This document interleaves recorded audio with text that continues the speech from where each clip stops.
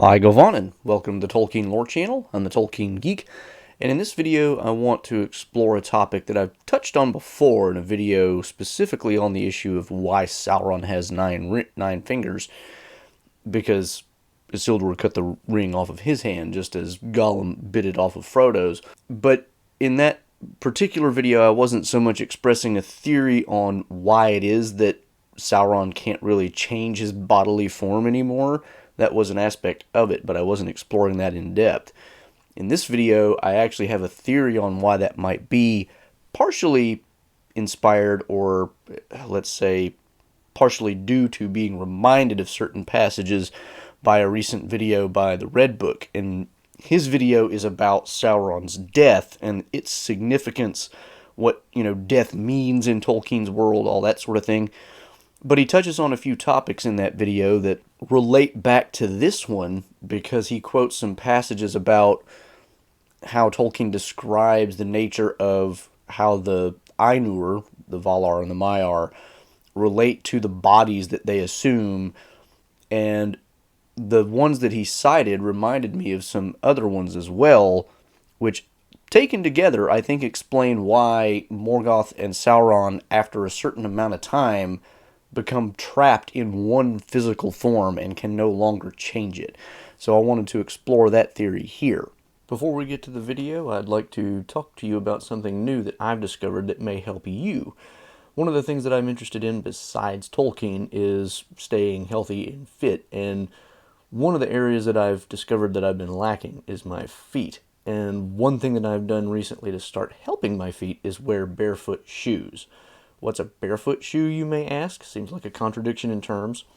It's a shoe with many different qualities, but some of them include a wider toe box so that your toes can actually spread apart and do their natural thing, a very flexible sole so that your feet can use their natural range of motion, a very thin sole so you can actually feel the ground beneath you and your feet can adapt to what's going on, and no drop between the heel and the toe so that you're not constantly at an elevated heel position, which has effects on your posture.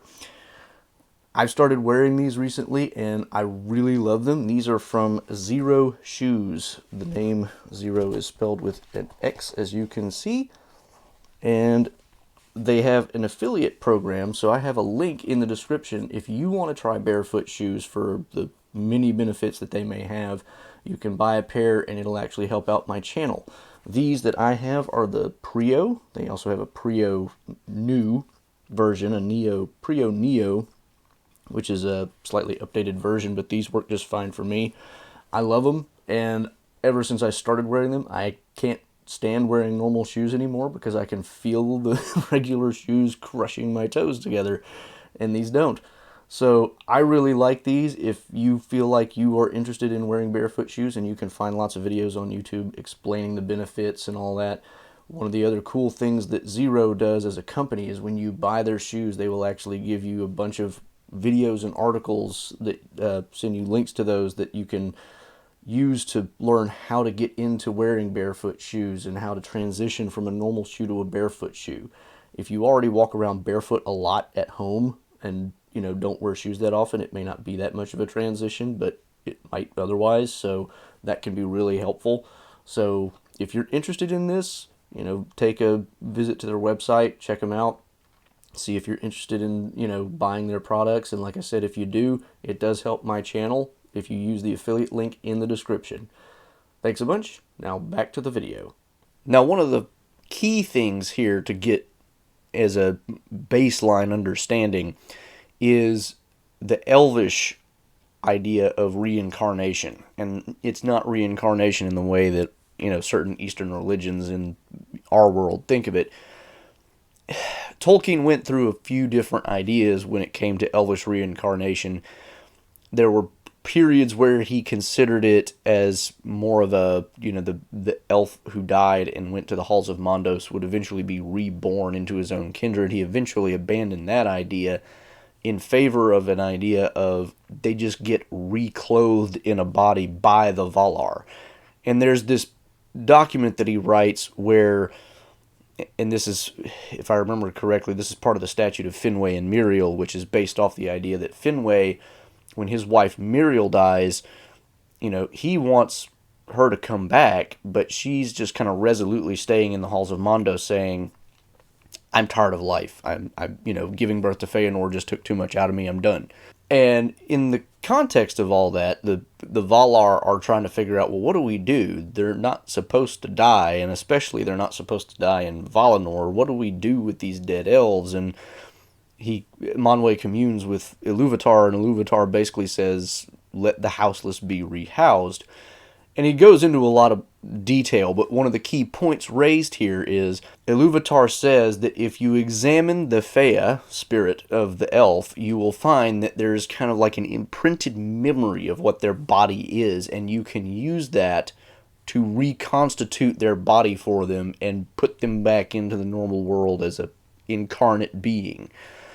So that's kind of a baseline point, which is important because that is, I think, the key that explains why these other passages that Stephen in his video mentions, this explains why those particular passages lead to the conclusion that, yeah, once you get to a certain point as a Dark Lord, you're kind of stuck with whatever form you happen to be in. So the interesting thing here is elves have this memory of what their body is kind of imprinted on their spirit, and so that's how they get their body back. They can't redo it themselves, unlike a Vala or a Maya. A Vala or a Maya can reconstitute their own body if it gets destroyed, as a general rule, or if they're not destroyed, they can just take a bodily form or not. They can walk around as just a spirit unseen by mortals and elves and things. Where it gets interesting is these passages that Stephen brings up. So let's take a look at those. So one of the ones that he mentions is a passage where Tolkien is describing some stuff about Morgoth, I think in particular, but it might have been Sauron. But he's talking about the use of a body as a means of control and domination in the world. Because a lot of the time that's what Sauron and Morgoth are doing when they're assuming bodies. They're not just doing it just because. They're doing it so that they can exercise control or dominion in Middle-earth that they wouldn't be able to exercise otherwise. And specifically, he says, the more that dominion or control is exercised in that bodily form, the more you want to be rehoused because you become more attuned to doing that kind of a thing. So Morgoth, in his career, let's say, as a Dark Lord, he gets so into the whole project of exercising control over Middle-earth, it becomes kind of his sole focus and what he's just completely, engrossed in. He's constantly trying to just exercise more and more control. So when he loses bodily form, he wants to be rehoused in that bodily form so that he can continue to exercise that domination and control. Not necessarily that specific bodily form, but a bodily form, because once you start going down that road, it's natural to just continue going down that road. And this is a running theme in Tolkien. It's like once you start down the path of evil, you tend to just get drawn down it more and more and more, unless you manage to turn back at some point. And usually there is, and I think the Girl Next Gondor, I think it was one of her videos where she talked about that concept recently of this idea that there's usually a single point where a given character who's going down the wrong path has a shot at redemption, and either they take it or they don't. And if they don't, they just get irrevocably worse. If I can remember which video that was, I'll link to that too, as well as Stephen's. But anyway, the idea here is once you start going down that path, you're just going to keep going down that path unless something happens that makes you turn back. And usually that's going to be either a crisis event, kind of like Saruman being completely defeated and then stuck in Orthanc and having this, you could tell he's having an argument with himself in his head where Gandalf offers him the opportunity to, repent and, give up a few things, but join the good side again. And he's wrestling with, do I do that, or do I just reject everything about what Gandalf is saying because I'm just too proud? Well, He doesn't take his opportunity for redemption, and we see where that leads him. He just gets worse and worse. So that's kind of a crisis point. And then there's, always the possibility in Tolkien's world that some act of providential grace just turns a person around. I don't know that I could think of a specific opportunity like that or instance of that in his legendarium off the top of my head, but it's certainly something that you have to assume is possible. And he talks about it being possible. I think in Morgoth's Ring, he's discussing like Manwë's, thought process regarding Morgoth and things like this, and he's like, Manwë has this notion that it's always possible for somebody to turn around. So those are kind of the two ways that you might turn around, but aside from that, you're just going to keep going down that path. And if you keep going down that path as somebody like Morgoth or Sauron, then by definition, you're going to want to go back to the state where you were able to continue going down that path, i.e. being in a body which allows you to exercise the kind of dominion and control that you were trying to exercise in the first place. So that's the first passage. And then there's a second, which might have been part of the larger text, that was the same text as the other, but I'm not sure.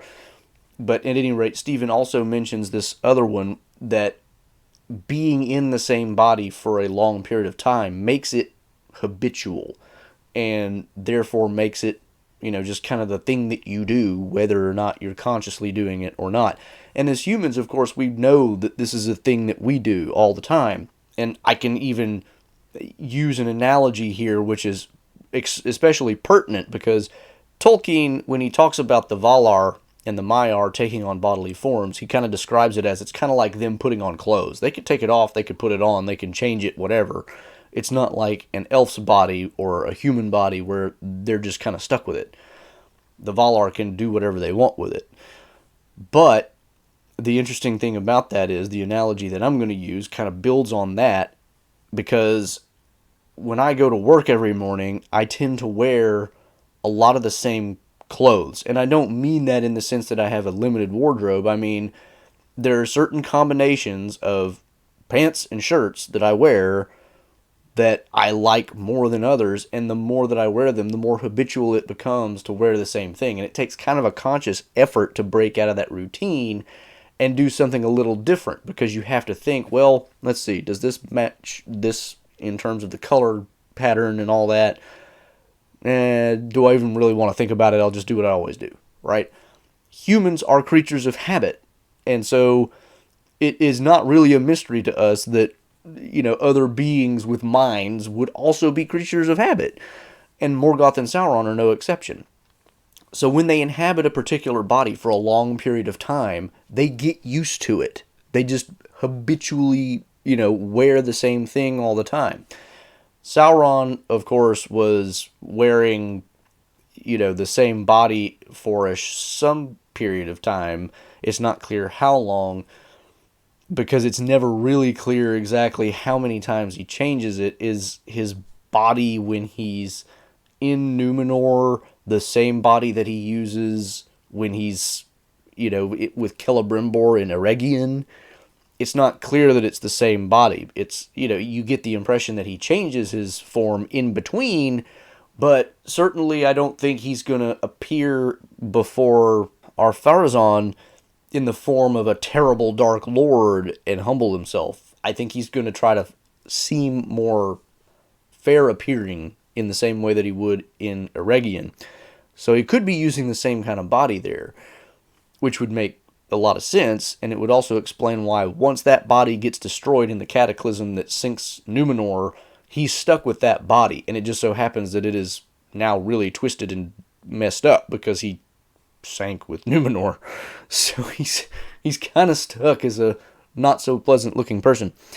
But at any rate, the idea here is that body that you're using just becomes habitual. And this is kind of the same thing with Melian. And I've discussed this in a video before, and I forget what video it was, but Tolkien talks about the fact that Melian actually becomes more and more tied to Middle-earth as she does more and more things that are connected to the physical world, like giving birth to Luthien. That is a physical act, and it ties her to Middle-earth, which gives her a certain amount of control in Middle-earth, which is what allows her to create the Girdle of Melian.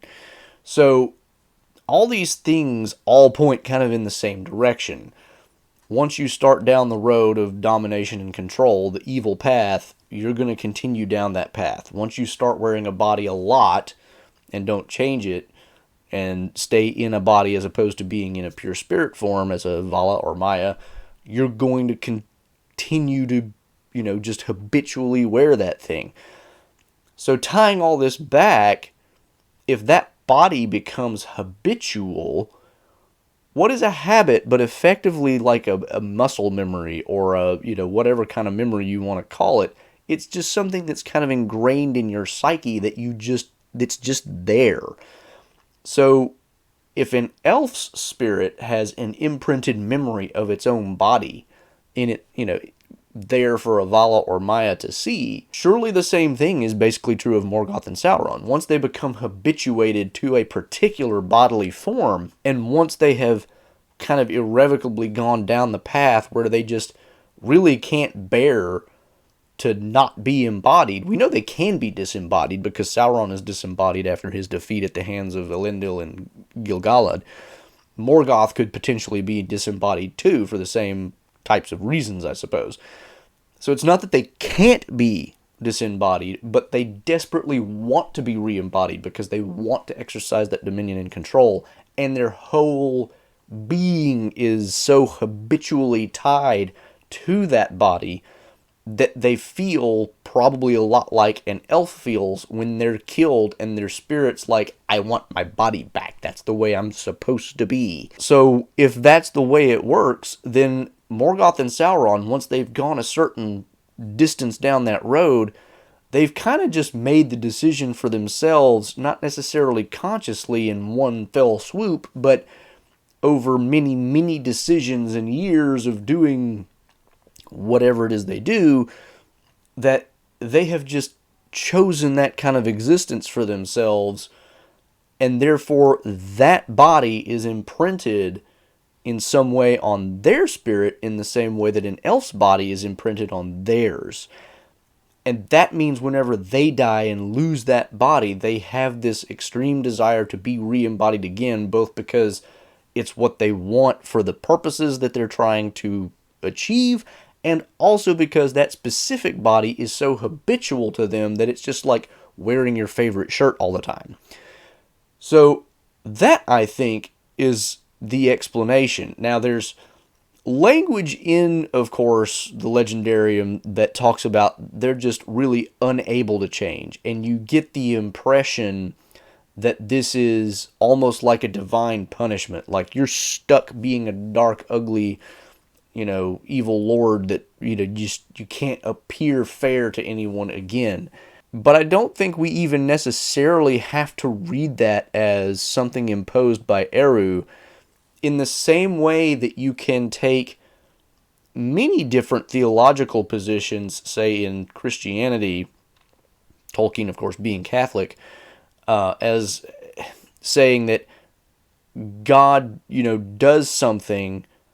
A lot of times you can interpret that as this is just kind of the natural consequence of your actions because of the way God sets up the world. It is God who makes the decision in the sense that God said, here's the rules, and everybody's going to play by them, whether you like it or not. And then when you start to do certain things that result in inevitable consequences due to those rules, you made the choice, but it was God setting up the rules in the back end that made it, happen that particular way. So there is a sense in which it is a both and. It is both a divine punishment, but also an irrevocable choice made by Morgoth and Sauron, because the divine punishment was basically baked into the cake of, if you go down this road, this will be the result. I don't have to intervene a second specific time to impose this on you. I've just already set it up so that if you go down that road, this will naturally follow. So it is both and, because the divine aspect of it is not Eru stepping in and saying, okay, Sauron, you led to Numenor's sinking, now you can't change your body. No, the divine part of it was Eru Ilúvatar said at the very beginning, the world's going to work this particular way. And then he's watching Sauron do this, and he's like, I can see it coming, I can see it, and there it is. And this was all inevitable once you decided to go down this road because of the rules I set up. I didn't have to step in and do anything particular here. I just watched it unfold, and you stepped into the exact thing that I, made inevitable. Not inevitable for Sauron particularly, but inevitable for anybody who takes the path that Sauron takes. You cannot forever defy, let's say, the law of gravity. You in the same way, I guess, to make an analogy, you could say that it is a divine punishment for anybody with the arrogance of an Icarus that you'll fall and get yourself killed. Like, if you try to fly by jumping off a cliff, you're going to die. Without a certain amount of technology, you can't fly as a human.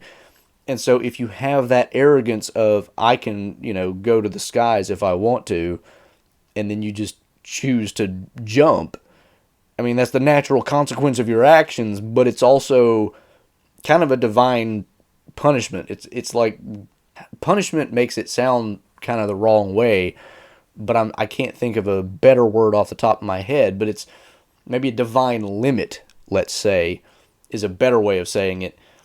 It's, you can't go and just do whatever you want. There are rules that must be followed, and if you break those rules, consequences will occur as a result.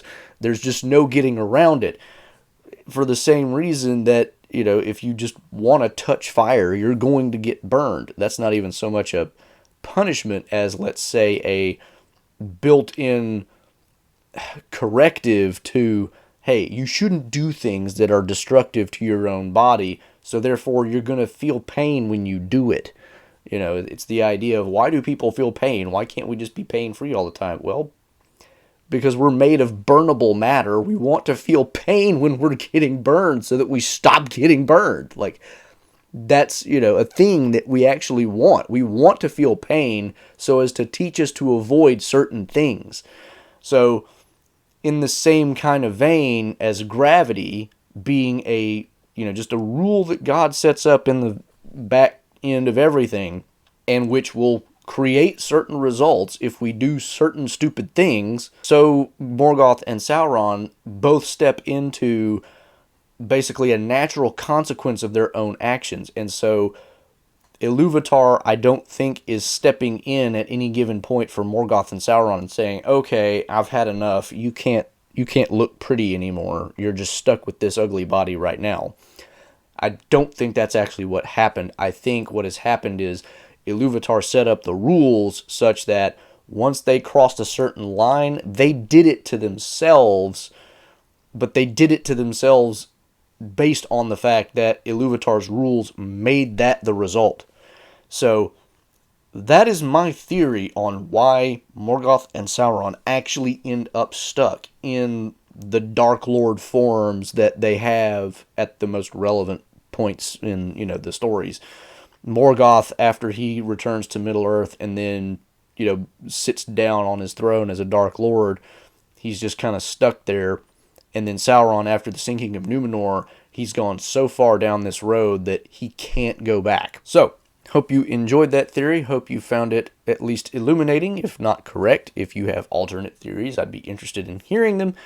Be sure to comment in the comments below, and if you liked the video, please give it a thumbs up, share it around, subscribe for all my future content if you're interested in more Tolkien-related stuff like this. If you're on YouTube, of course, click that bell icon. Check out my social links below, such as my Discord server and the platform formerly known as Twitter, where I drop Tolkien-related trivia questions every week. And also support links can be found below as well. And don't forget the Zero Shoes affiliate link if you're interested in Barefoot Shoes. Until the next time, I'm the Tolkien Geek, signing out for the Tolkien Lore channel. Namarie. Thanks to all my channel supporters, especially elf friends Paul Leone and Nathan Dufour.